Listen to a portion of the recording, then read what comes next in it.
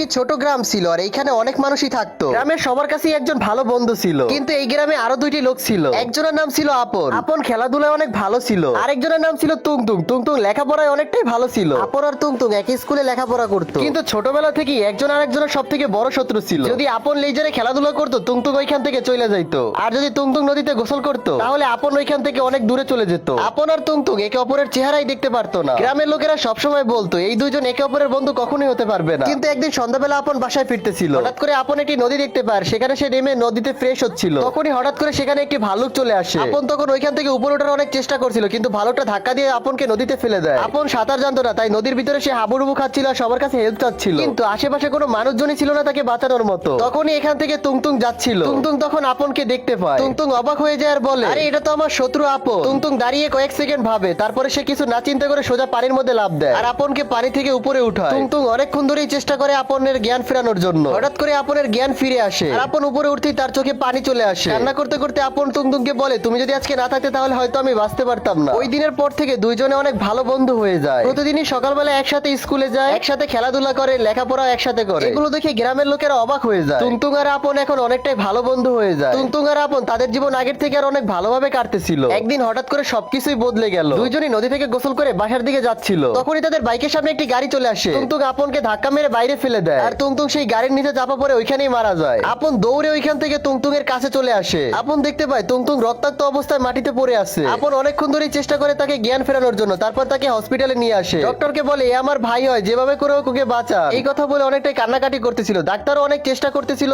তুংতুংকে বাঁচানোর জন্য। গ্রামের সবাই বাইরে দাঁড়িয়ে তুংতুং এর জন্য কান্না করতেছিল। তখনই ডক্টর বাইরে থেকে দৌড়ে আপনের কাছে আসে। ডক্টর আপনকে বলে, আমি অনেক দুঃখিত, আপনার বন্ধুকে বাঁচাতে পারিনি। এই কথা শোনার সঙ্গে সঙ্গে লোকেরা অনেক জোরে জোরে কান্নাকাটি করতেছিল। তখনই আপন তুংতুং এর লাশের কাছে চলে আসে আর অজরে কান্নাকাটি করতেছিল। আপন আর গ্রামের মানুষরা মিলে অনেকটাই কান্নাকাটি করতেছিল, কারণ তারা আজকে গ্রামের সব থেকে সৎ আর ভালো একজন ব্যক্তিকে হারিয়ে ফেলেছে। ওই দিনের পরে আপন এই গ্রাম ছেড়ে চলে যায়। গ্রামের লোকেরা যদি তুংতুং এর কবরের পাশে যায়, তাহলে দেখতে পায় সেখানে প্রতিদিনই একটি ফুল রাখা থাকে। গ্রামের লোকেরা ভাবে প্রতিদিনই সন্ধ্যাবেলা আপন তুংতুং এর কবরের উপরে একটি ফুল রেখে যায়। আপন বলে, তুংতুং তোমাকে ভোলার অনেক চেষ্টা করছি, কিন্তু আমি কখনোই তোমাকে ভুলতে পারবো না। বন্ধুরা, তোমরা যদি চাও তোমাদের নাম দিয়ে আমি ভিডিও বানাই, তাহলে চ্যানেলটিকে সাবস্ক্রাইব করে তোমার নামটা কমেন্ট করে যাও।